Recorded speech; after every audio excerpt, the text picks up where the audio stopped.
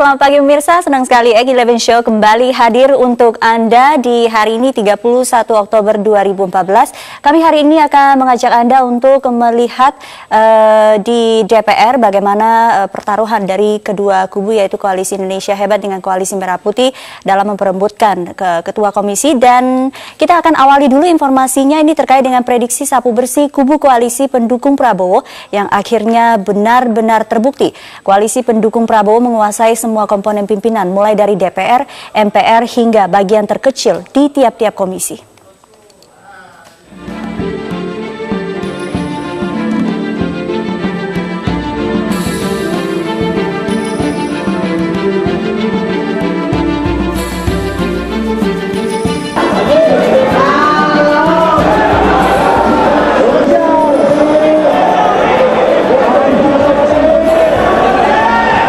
Tidak heran jika banyak orang menilai kondisi politik yang terjadi di gedung DPR saat ini adalah dendam politik pasca Pilpres. Kubu yang kalah dalam Pilpres melanjutkan episode pertarungannya dalam proses pemilihan unsur pimpinan di DPR. Masyarakat pun bisa melihat, mulai dari pemilihan pimpinan DPR hingga yang terakhir alat kelengkapan DPR. Semuanya berakhir dengan penguasaan penuh kubu koalisi pendukung Prabowo. Semua ini berawal dari diputuskannya Undang-Undang MD3 yang juga disokong oleh kubu koalisi pendukung Prabowo. Menurut pakar hukum tata negara Refli Harun, lembaga seperti Dewan Perwakilan Rakyat harusnya merupakan representasi semua rakyat, semua golongan, namun yang terjadi sekarang hanyalah representasi dari kubu-kubu. Hal ini seperti yang tampak pada proses pemilihan pimpinan DPR tanpa sejumlah anggota dari Koalisi Indonesia Hebat. Sangat tidak mencerminkan sistem demokrasi yang dianut oleh negara ini. Tapi sekarang rupanya pembagian proporsional itu hanya pembagian kubu saja. Misalnya kubu KMP membaginya Golkar dapat berapa, kubu KIH, PDIP dapat berapa, dan lain sebagainya. Nah, ini yang kemudian menjadi tidak sehat karena musyawarah mufakat ya, itu tidak jalan di antara semua komponen, tapi hanya di antara kubu saja musyawarah mufakat tersebut. Lalu kemudian hasil musyawarah mufakat kubu ini mau divotingkan, tapi kadang-kadang votingnya tidak jalan. Karena satu kubu misalnya tidak memiliki persyaratan untuk mengajukan paket calon. Nah, ini yang saya kira hal-hal yang menurut saya dicek dari demokrasi Pancasila tidak kena, musyawarah mufakat, dicek dari prinsip berdemokrasi juga tidak adil. Dalam keadaan sehat walafiat. Kondisi politik di gedung DPR benar-benar telah terbelah dalam dua kubu. Upaya musyawarah tidak berjalan. Bahkan fraksi P3 yang marah tidak diindahkan. Jika kondisi seperti ini, jangan salahkan jika fraksi-fraksi yang tidak terrepresentasikan di DPR merepresentasikan dirinya sendiri dengan membuat pimpinan DPR tandingan. Tim Liputan, Metro TV. Wakil Presiden Yusuf Kala berharap ketegangan di DPR bisa diselesaikan dengan musyawarah mufakat. JK menyatakan desakan untuk menerbitkan Perpu pengganti Undang-Undang MD3 agar memilih pemimpin DPR baru sulit direalisasikan karena tidak ada kegentingan yang memaksa. Ya, saya kira kita tidak boleh obral itu Perpu. Perpu itu kan kalau keadaannya memaksa kan. Jadi ini masih bisa dimusyawarahkan. Ya, terkait dengan dualisme kepemimpinan di DPR, kita akan ikuti dialog yang akan dipandu oleh Raf Tampu Bolon yang saat ini berada di gedung DPR MPR Jakarta. Silakan, Raf. Ya, baik Sumi, terima kasih, betul sekali. Selamat pagi pemirsa, saya hadir dari gedung DPR Senayan Jakarta. Pagi hari ini ketegangan di DPR ini memasuki babak baru. Untuk pertama kalinya dalam sejarah politik kita terdapat dua kubu kepemimpinan di Dewan, dan munculnya dualisme kepemimpinan di DPR ini berawal dari mosi tidak percaya dari 5 fraksi koalisi pendukung pemerintah terhadap kepemimpinan DPR yang dikuasai koalisi pendukung Prabowo atau KMP. Nah, kepemimpinan di DPR yang dikuasai koalisi oposisi ini dianggap sewenang-wenang dan ingin menguasai pimpinan komisi serta alat kelengkapan Dewan. Hal ini ditunjukkan dengan sikap koalisi Merah Putih yang tetap mengesahkan pimpinan-pimpinan komisi meskipun tidak memenuhi quorum karena tidak dihadiri oleh 5 fraksi pendukung pemerintah. Dan Koalisi Indonesia Hebat pun membentuk pimpinan DPR tandingan. Ini sebagai bentuk perlawanan atas kesewenang-wenangan yang selama ini ditunjukkan pimpinan DPR kubu KMP. Jadi masing-masing kubu di sini mempunyai argumentasi berbeda dan mengklaim tindakan mereka ini sah, legal, dan tidak melanggar aturan atau tidak melanggar konstitusi. Namun yang pasti jika kondisi ini tidak segera diselesaikan, maka kebuntuan politik akan mengancam pemerintahan Jokowi dan kondisi ini berpotensi menimbulkan kekacauan politik dan juga menyebabkan kebuntuan konstitusi. Nah, apa yang bisa menjadi solusi untuk mengurai ketegangan di DPR dan menyelesaikan polemik dualisme kepemimpinan di DPR ini? Sudah bersama dengan saya politisi PDIP Hendrawan Supratikno. Selamat pagi. Selamat Hendrawan, pagi, terima kasih untuk waktunya. Selamat pagi Pirsawan. Dan juga kita masih menantikan nanti akan bergabung bersama kita Toto Daryanto dari PAN dan juga pakar hukum tata negara Refli Harun. Tetapi kita ke Pak Hendrawan dulu. Ini sekarang sudah pukul 9, kabarnya pukul 9 atau sebelum pagi ini ada paripurna katanya? Betul, undangannya pukul 9, tetapi seperti ada konvensi ya. Kalau pukul 9 biasanya dimulai pukul 10. Nah, oke. Nah, itu kabarnya katanya paripurna untuk menentukan pimpinan DPR tandingan. Iya, katanya. dalam mata acara yang disepakati salah satunya adalah pemilihan pimpinan dewan. Kemudian nanti setelah sholat Jumat diteruskan dengan pengesahan pimpinan AKD yang lain. Nama Pramono Anung yang disebut-sebut sebagai pimpinan apakah Ini memang sudah fix? masih dinamis ya. Tentu sama juga ya. Setiap kali kita masuk kontestasi pemilihan ini ada nama-nama yang diusulkan ya. Ada fraksi yang mungkin lebih cocok dengan nama tertentu ya. Kemudian nama yang lain diminta untuk diganti dan seterusnya. Jadi sepertinya ini sudah akan jalan terus ya untuk sudah tidak bisa dibendung lagi bahwa nanti pasti dua kepemimpinan ini akan sebenarnya akan begini, titik tolak dari kita adalah sebenarnya kita harus menjunjung tinggi kearifan kolektif bangsa kita, yaitu musyawarah untuk mufakat. Dan spirit atau ruh itu muncul dalam bagian-bagian awal dalam Undang-Undang MD3, Undang-Undang nomor 17 tahun 2014. Ya.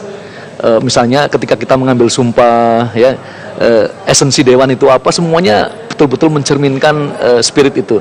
Tetapi ketika masuk ke bagian-bagian yang sifatnya lebih teknis, seperti pemilihan pimpinan dewan dan seterusnya, yang dilakukan secara tergopoh-gopoh dan tergesa-gesa, terlihat ada reduksi. Jadi spirit dan ruh itu tidak terartikulasi dalam pasal-pasal yang sifatnya praktis. Itu sebabnya pimpinan dewan harus diusulkan oleh fraksi dalam satu paket tetap. Jadi ada reduksi spirit. Nah, kami sebenarnya hanya menyampaikan reaksi. Kami kan berkali-kali dikadalin ini. Jadi ada satu kekuatan yang sebenarnya esensinya itu adalah ketamakan dan kerakusan terhadap jabatan-jabatan ini, ya. Tetapi dibungkus dengan ayat-ayat, kosakata, diksi, konsep-konsep yang sepertinya ideal sekali. Checks and balances begitu kan? Iya, checks and balance. Seakan-akan kami di sini nanti hanya stempel saja. Padahal kami juga, meski kami adalah partai-partai pendukung pemerintah, kami akan sangat kritis. Nanti kita lihat saja. Sama juga ketika zaman Pak SBY. Di komisi saya, salah satu yang paling kritis teman saya dari fraksi Partai Demokrat. Jadi sekali lagi, sebenarnya kami ingin masyarakat memberikan penilaian. Pak Raf, alat kelengkapan dewan di luar pimpinan dewan itu jumlahnya 63, ya, 11 komisi, 5 badan. Masing-masing ada wakil ketuanya. Itu totalnya 63. Kekuatan koalisi Indonesia Hebat, sebenarnya saya enggan untuk menggunakan kata koalisi. Karena sekali lagi sumpah kami tidak boleh menonjolkan golongan, ya. Koalisi Indonesia Hebat itu jumlahnya kurang lebih 44%. Merah putih 56%. Coba sekarang kami berikan kepada masyarakat untuk menilai. Dari 63 iya, itu. Sense of justice, nurani yang ada di dalam hati kita, nurani keadilan itu kira-kira berapa yang pas, ya? Pasti kalau kita mengadakan survei, misalnya respondennya rektor-rektor perguruan tinggi swasta dan negeri seluruh Indonesia, pasti rata-rata akan mengatakan yang ideal adalah 40% untuk koalisi Indonesia Hebat, 60% untuk KMP. Jadi kami tahu diri juga. Ilmu yang paling berat itu kan ilmu tahu diri. Kalau ilmu lupa diri dan ilmu bela diri masih bisa dipelajari. Tapi ilmu tahu diri ini kan adalah proses melakukan refleksi, introspeksi, muhasabah. Ya. Itu sebabnya kami tidak menuntut banyak. Dari 16 komisi dan badan ini kami menyampaikan minimal 16 lah. Agar masing-masing komisi dan badan kami mempunyai perwakilan. Supaya apa? Supaya paling tidak kita bisa menjaga kalau ada terjadi suatu libido atau syahwat kekuasaan yang berlebihan sehingga kita mempunyai pedal rem, tidak gas semua, begitulah. Check and balance, ya. Tetapi sekali lagi Itu pun tidak diakomodir. tidak diakomodasi.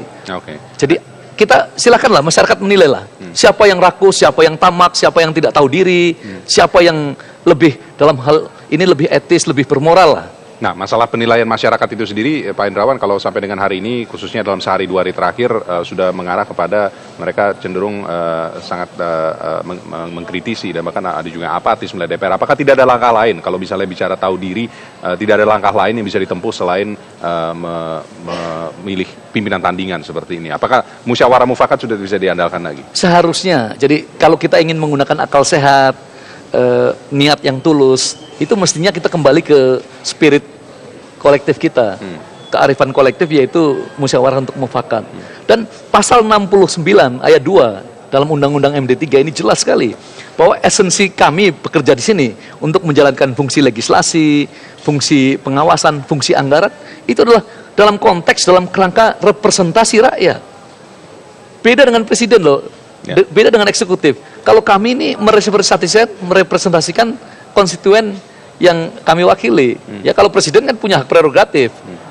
Dia pilih semua profesional juga boleh, pilih semua dari satu partai politik boleh. Tapi kalau kami di sini, kita di sini di lembaga legislatif ini tidak boleh seperti itu. Karena esensi dewan adalah semuanya dalam kerangka representasi rakyat. Nah, sekarang pemilihan pimpinan komisi, kemudian alat kelengkapan dengan segala dinamikanya yang akhirnya mengesahkan pimpinan tetapi tidak dihadiri oleh fraksi dari PDIP dan kawan-kawan, ini apakah juga menjadi salah satu pertimbangan yang akhirnya sangat jadi mengganjal buat kami dikadalin, seperti petinju kami ini sudah dipukulin lah, ya. Kami berkali-kali mengatakan kenapa kok kita terlalu defensif? Tidak apa-apa, kita memang dalam segi jumlah kalah, ya. Oke, kita berkali-kali mereka memimpin rapat dengan semena-mena, ya. Tidak quorum, pokoknya asal pokoknya lah, kalau orang Jawa bilang pokoknya. Nah, akhirnya semua ditabrak. Pasal 251 tata tertib, pasal 284 tata tertib, ya. Kemudian mereka selalu merefer pasal 232 Undang-Undang MD3 yang mengatakan kalau sudah ditunda berkali-kali, ya, tetap terjadi kebuntuan, diskresi pimpinan, ya. Jadi asal pokoknya lah, pokoknya. Dan semua di backup ada Ya, pasal-pasal. padahal kami bersumpah, Ralph, kami tidak mau sumpah dan janji kami dianggap sumpah serapah atau sampah. Ya, ini di depan Tuhan, di depan demi Allah, demi Tuhan, ya. Kita bisa baca bersama-sama lah. Siapapun boleh lah. Teman-teman yang masyarakat yang belum mempunyai ketentuan-ketentuan ini silahkan membeli atau mendapatkan fotokopi, ya, Undang-Undang MD3 yang baru, ya, dan peraturan tata tertib DPR. Kemudian kita sama-sama menilai. Dan untuk rektor-rektor perguruan tinggi swasta dan negeri seluruh Indonesia yang saya usulkan menjadi responden dari nurani keadilan kita sebagai bangsa, silahkan ngecek, ya. Nanti pada saatnya kita tahu siapa yang musang, siapa yang domba. Ya. Dan ini bicara soal Undang-Undang MD3 ini nanti juga akan kita bahas soal apakah bisa Presiden mengeluarkan Perpu untuk mengganti Perpu pengganti Undang-Undang MD3 sebagai salah satu alternatif untuk solusi menyelesaikan kebuntuan ini. Kami akan lanjutkan perbincangan sesaat lagi.